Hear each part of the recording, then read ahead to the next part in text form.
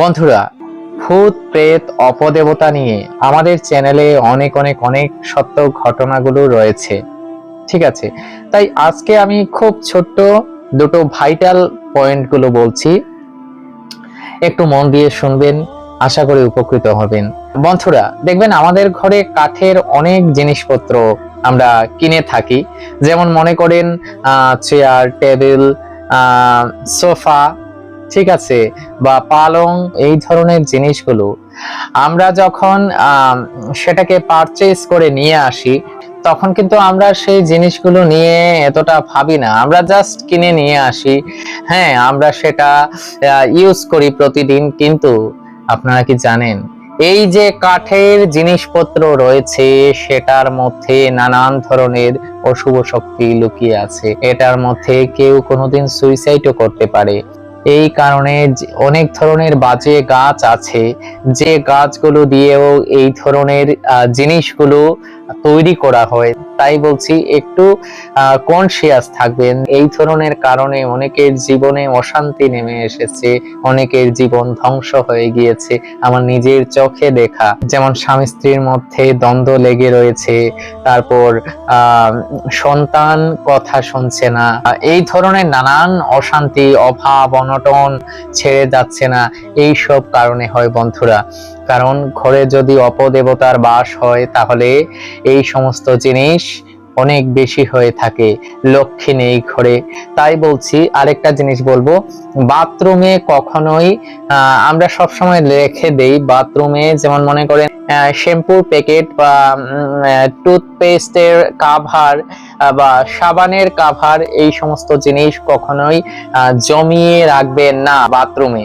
বাথরুমটা সবসময় ক্লিন রাখবেন, নিট এন্ড ক্লিন রাখবেন। এটা যদি জমে থাকে তাহলেও কিন্তু ঘরে নেগেটিভ এনার্জির প্রকোপটা বাড়ে এবং অভাব অনটন এগুলো কখনোই আপনার ঘর ছেড়ে যাবে না। এবং আরেকটা কথা হলো, কখনোই আপনারা গ্রিন কালারস এর নিচে আপনারা কখনোই ঘুমোবেন না, বেশি সময় থাকবেন না। কারণ গ্রিন কালারের নিচে কখনোই বেশি সময় থাকা ভালো নয়, এতে নেগেটিভিটি সৃষ্টি হয়। ঠিক আছে, তাই আমি বলছি এই সমস্ত জিনিস একটু মেনে চলবেন।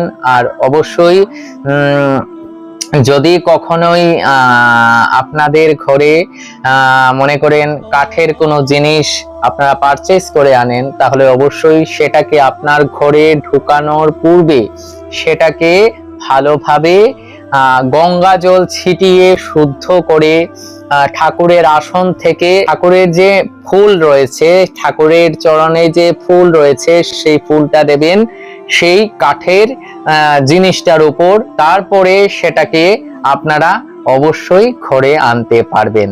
এটাই আমি বলছি, কারণ এইসব কারণে, এইসব ছোট ছোট ভাইটাল পয়েন্ট এগুলো, এই কারণে অনেকের অশান্তি হচ্ছে, এই কারণে অনেকের জীবন ধ্বংস হয়ে যাচ্ছে। যে মানুষটা জীবনে কখনো ভাবেনি যে সে সুইসাইড করবে, কিন্তু হঠাৎ সে দেখলো লোকেরা যে সুইসাইড করে নিয়েছে, মানে এই ধরনের বিকৃত জীবন হয়ে যায়, বিকৃত মাইন্ড হয়ে যায়, মাইন্ডসেটটাই নষ্ট করে দেয় এই সমস্ত অপদেবতাগুলো। তাই বলছি, একটু কথাটা মাথায় রেখে অবশ্যই চলবেন।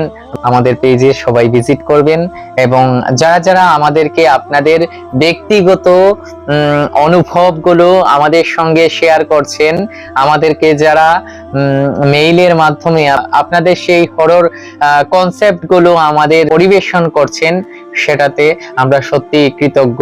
কিছু বলার নেই, অনেক অনেক ধন্যবাদ আপনাদের। আমরা অবশ্যই চেষ্টা করব আপনাদের সেই সব সত্য ঘটনাগুলো আমাদের চ্যানেলে তুলে ধরার। ভালো থাকবেন সবাই, নমস্কার।